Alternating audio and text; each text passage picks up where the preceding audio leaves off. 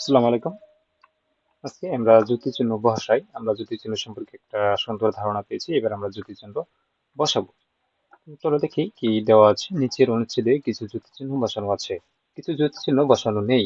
বাদ পড়া জ্যোতিচিহ্ন গুলো বসিয়ে অনুচ্ছেদটি আবার লেখো। আচ্ছা দেখো এখানে কি দেওয়া আছে।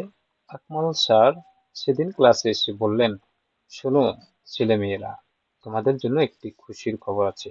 দেখো এই যে এখানে কিন্তু জ্যোতিচিহ্ন একটা বসানো নাই, সেটাকে এখানে বলো তো তোমরা কি হবে এখানে? অবশ্যই দাঁড়িয়ে হবে। সব শিক্ষার্থী খুশির খবরটা শোনার জন্য তার দিকে তাকিয়ে রইল। স্যার বললেন, স্কুল থেকে প্রতিটি শ্রেণী একটি করে বুক সেলফ দেওয়া হচ্ছে। এটা আমরা পরে পূরণ করে দেবো, তারপরে দেখি। আগে এটা পড়ি। দিনু বলল, বুক সেলফ দিয়ে কি হবে স্যার? স্যার বললেন, এই বুক সেলফে আমরা নানা রকম বই রাখবো। গল্প, কবিতা, প্রবন্ধ, নাটক, পছন্দ মতো যে কোনো ধরনের বই আমরা রাখতে পারি। সানক প্রশ্ন করলো, বইগুলো আমরা কোথায় পাবো স্যার? স্যার বললেন, তোমরা প্রত্যেকে একটি করে বই জমা দেবে। সেসব বই এই সেলফে থাকবে। এভাবে আমরা একটি ক্লাসরুম লাইব্রেরি গড়ে তুলবো। এই সেলফ থেকে বই নিয়ে সবাই পড়তে পারবে। মিতু খুশি খুশি গলায় বলল, বাহ, দারুণ হবে। আচ্ছা দেখি এটার আসলে কি হবে। জ্যোতিচিহ্নগুলা দেখো, এখানে যখন জ্যোতিচিহ্নগুলা তোমরা দেখবে তাহলে তোমরা এটা সুন্দরভাবে বুঝতে পারবে যে আসলে কোথায় কোন জ্যোতিচিহ্নগুলা মিস্টেক ছিল। তো আমি আবার এই যে অনুচ্ছেদটা এগুলা আমি পড়ে দিচ্ছি, তোমরা জাস্ট লক্ষ্য করো যে কোন কোন জায়গায় জ্যোতিচিহ্ন ছিল না এবং নতুন করে অ্যাড হয়েছে। তোমরা শুধু সেটা ফলো করো। দেখো, আকমাল স্যার সেদিন ক্লাসে এসে বললেন, শোনো ছেলেমেয়েরা, তোমাদের জন্য কি খুশির খবর আছে। সব শিক্ষার্থী খুশির খবরটা শোনার জন্য তার দিকে তাকিয়ে রইল। স্যার বললেন, স্কুল থেকে প্রতিটি শ্রেণীতে একটি করে বুক সেলফ দিয়ে দেওয়া হচ্ছে। বিনু বলল, বুক সেলফ দিয়ে কি হবে স্যার?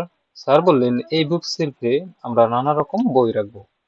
গল্প, কবিতা, প্রবন্ধ, নাটক, পছন্দ মতো যে কোনো ধরনের বই আমরা রাখতে পারি। শানু প্রশ্ন করলো, বইগুলো আমরা কোথায় পাবো? স্যার বললেন, তোমরা প্রত্যেকে একটি করে বই জমা দেবে। সেসব বই এই সেলফে থাকবে। এভাবে আমরা একটি ক্লাসরুম লাইব্রেরি গড়ে তুলবো। এই সেলফ থেকে বই নিয়ে সবাই পড়তে পারবে। মিতু খুশি খুশি গলায় বলল, বাহ, দারুণ হবে। তো এখানে অনেকগুলো কিন্তু চেঞ্জ আছে, ঠিক আছে? এই যে আমি যে অনুচ্ছেদটি লিখেছি এবং তোমাদের বইয়ে যে অনুচ্ছেদটি লেখা আছে সেখানে তোমরা যদি মিলাও তাহলে অনেক কিছু পার্থক্য দেখতে পাবে যে কোথায় কোথায় আমরা জ্যোতি চিহ্নগুলা বসিয়েছি। তো চলো এবার তোমাদের মেইন বইয়ে ফিরে যাই। এরপরে কি, জ্যোতি চিহ্ন ব্যবহার করে অনুচ্ছেদ লেখি। আচ্ছা একটি অনুচ্ছেদ লেখো যেখানে বিভিন্ন রকম জ্যোতি চিহ্নের ব্যবহার আছে। এখানে কি বলছে, আর একটা অনুচ্ছেদ লিখতে বলা হয়েছে, ঠিক আছে? আরজু পাখিকে বলে, পাখি একটু নিচে নামো, তোমার সাথে কথা কই। আমাকে স্কুলে নিয়ে যাবে? সাবু, সোমেন, ওরা কেউ নিয়ে গেল না, তুমি নিয়ে যাও না। তোমার ডানায় ভর করে চলে যাব। কি হলো, নেমে গেলে কেন? মেঘ, আমায় নিয়ে যাও না। তোমার কোলে বসে চলে যাব স্কুলে। কি বলছো, ভিজে যাব? ভিজলাম, আবার শুকিয়ে যাব, তবুও তো স্যার বুঝবেন। ছোট পাখি চন্দনা, এই যে শালিক, আমাকে দেখতে পাচ্ছ না? আমি একলা বসে আছি, আমার বুকটা ফেটে যাচ্ছে। আমার সাথে কথা বলো না চন্দনা, আমায় নিল না। মেঘ আমায় নিল না, শালিক আমার সাথে কথা বলে না। ঠিক আছে? দেখো এখানে এই চমৎকার একটি গল্প, ঠিক আছে? তো অবশ্যই আমি সংগ্রহ করেছি।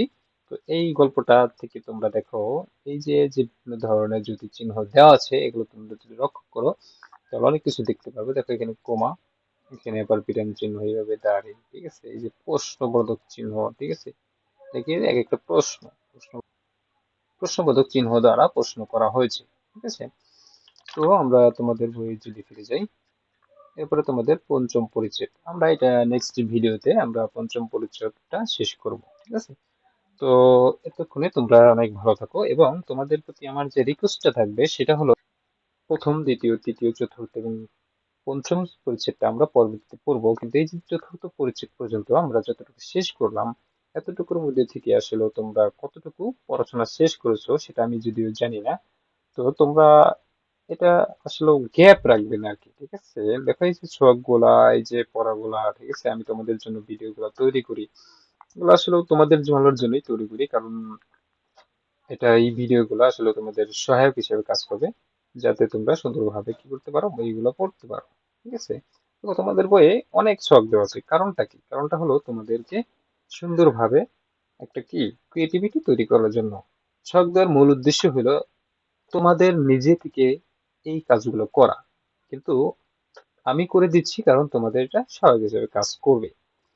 কারণ তুমি যখন একটা পড়া পড়বে তখন ওইটা থেকে কি বুঝলে সেটা তুমি যখন আহ, প্রকাশ করার চেষ্টা করবে, তখন কি এই যে ছকগুলো দেওয়া আছে এই ছকগুলো যদি পূরণ করো তাহলে সেগুলো কি প্রকাশ করা হয়ে যাবে যে আসলে তুমি এই এতটুকু পরে কি কি বুঝতে পারলে।